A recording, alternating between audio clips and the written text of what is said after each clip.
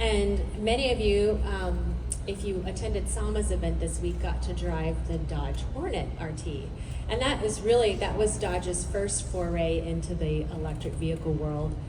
And it's just a fantastic, fun, sporty vehicle. It keeps with the Dodge, the enthusiasm of the brand. It's super fun to drive. And so as you can imagine, this is going to be amazing for our customers and our enthusiasts. And I know eventually this will be in the press suite and I'll be sending it out to you all, so it's going to be a ton of fun for everybody. So without further ado, I want to introduce to you Kevin Hellman. He is an SVP with the Dodge brand on the product side. And today, please also make sure you use the hashtags for like Dodge Charger, Daytona, and also for Jeep Wagoneer S, so we know we can find your stuff today. And then if you do any editorial stories, please make sure you send me those links too. So, all right, thank you so much, Kevin. Thanks. Hold on, I gotta do this first. That helps. Working? Okay. Thanks, Kimberly. As she mentioned, it's super exciting to have this here in Miami for the first show. Not necessarily because it's just the first show. I mean, this has been a labor of love for me and my team for over 5 years, working on the next generation of the Charger. Forget EV, forget ICE, forget all this stuff. This is the next generation of our iconic muscle car. And this is a labor of love. And the first show means it's coming. We're finally bringing it to you guys. And we are super excited about what we've put together, what I'm going to show you here, and then what we have coming over the next couple of years. But it is really exciting that this gets to be Miami, and because Miami is a pretty big market for us on the muscle cars. It's one of our top 10 markets. But even more so, you guys love the full expression of the Dodge brand.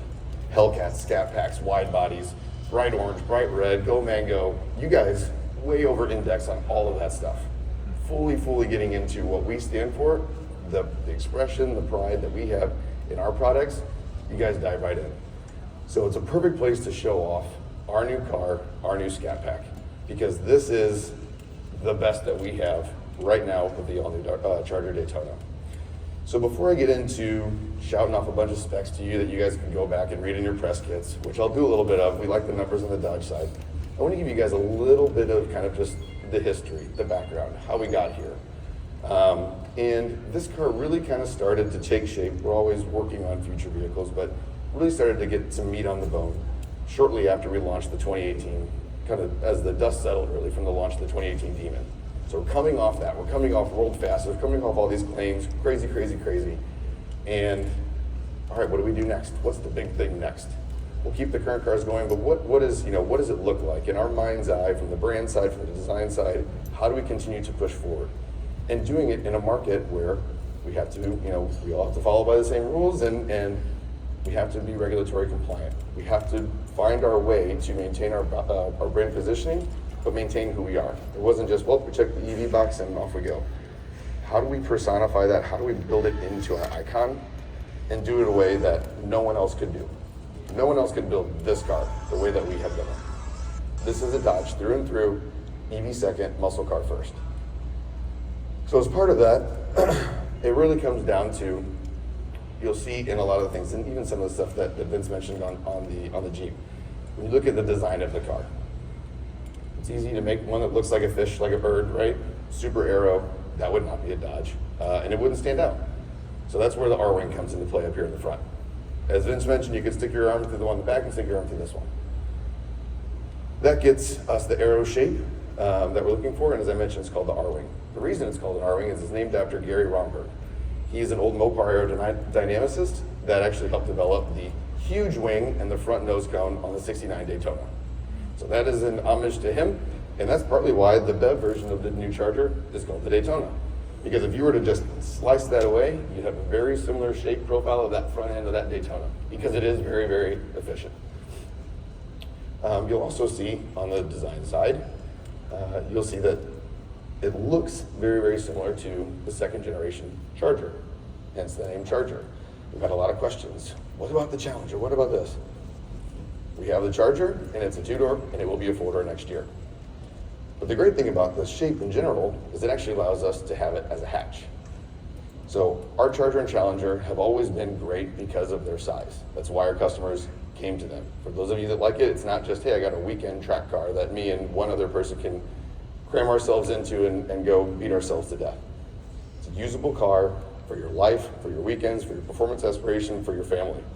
This just makes it that much better. This is like UV utility in this car. It was 133% more cargo than the outgoing Charger with the seats folded. When we revealed this car, I think some of you may have been there and having a couple quick conversations, you may have noticed that we put an electric go-kart in the back, just to show what you could do. Put a whole go-kart in the back of this car. So really making this usable. And that was the whole goal, is how do we continue to lean in to the things that we do as Charger? We can't be anyone else, but we can be us. We can be Dodge, muscle car first, EV second. Now, the specs. Because EV does help a lot, right? It's a new tool for us to bring performance. EVs in general can be pretty quick, but that doesn't make them performance cars. But to start, this is a dual motor system, 400 volts. There is a 250 kilowatt motor at the front, 250 kilowatt motor at the rear. It also features a standard mechanical limited slip differential. So again, performance aspirations for performance jobs, true muscle car.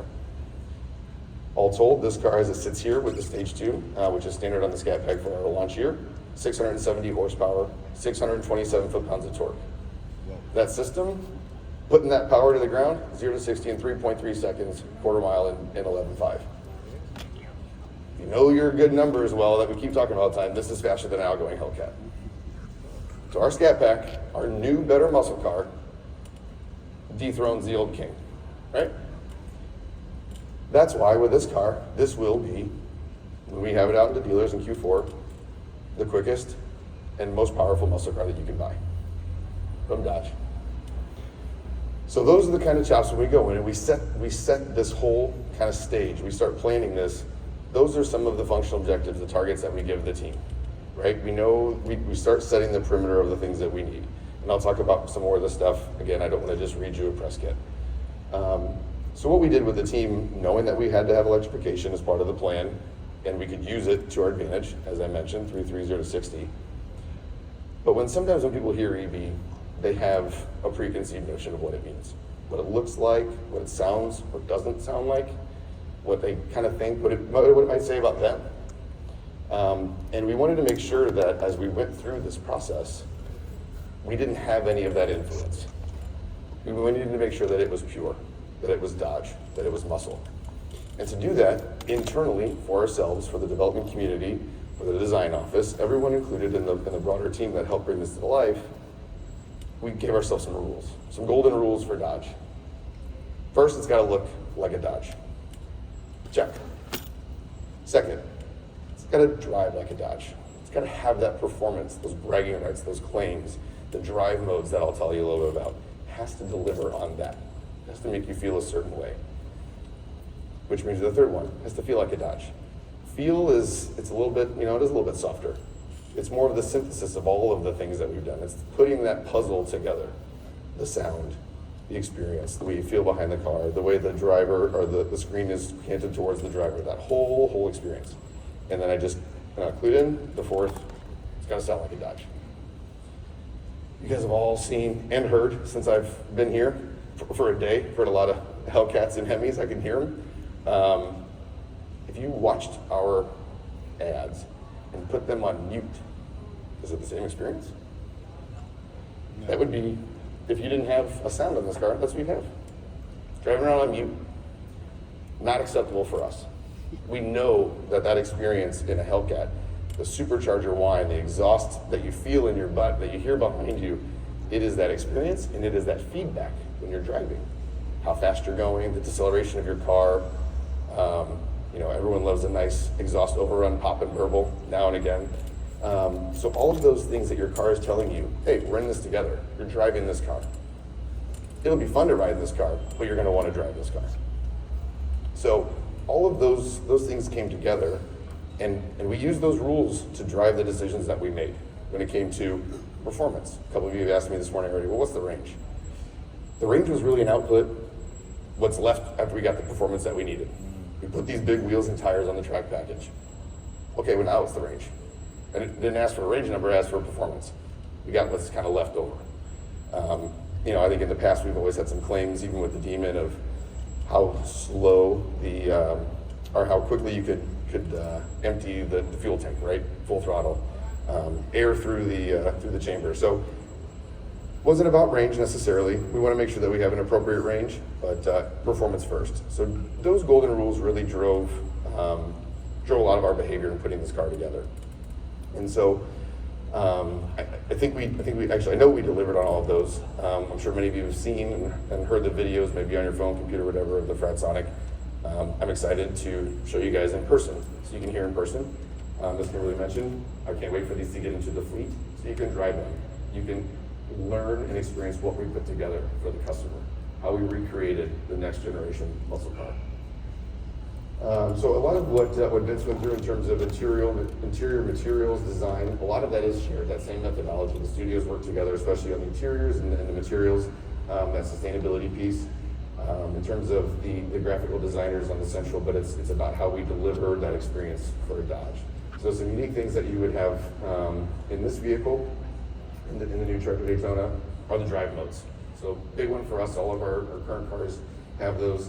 All of our Chargers standard, including this one, the RT, the other launch version, will have 5 standard auto, eco, when you're trying to really max it out.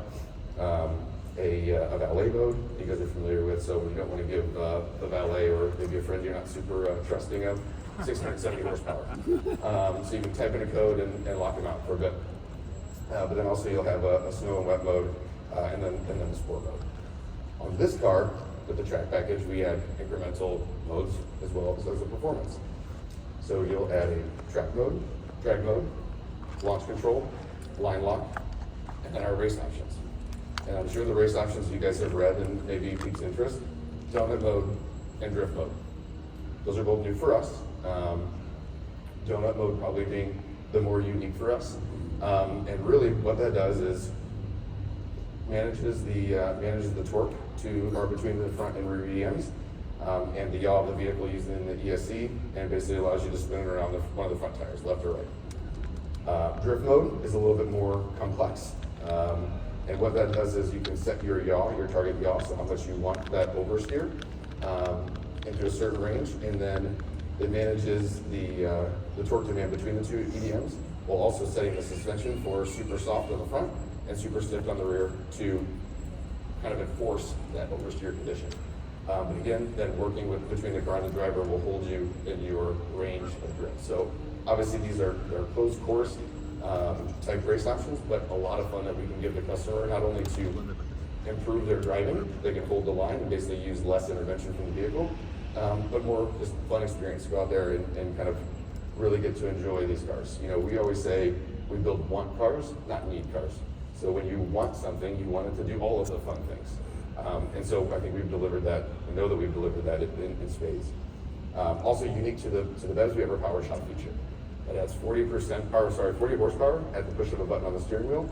Press the button, activates it, and then turns it on, and then to activate it, full throttle. So it's 40 horsepower like that.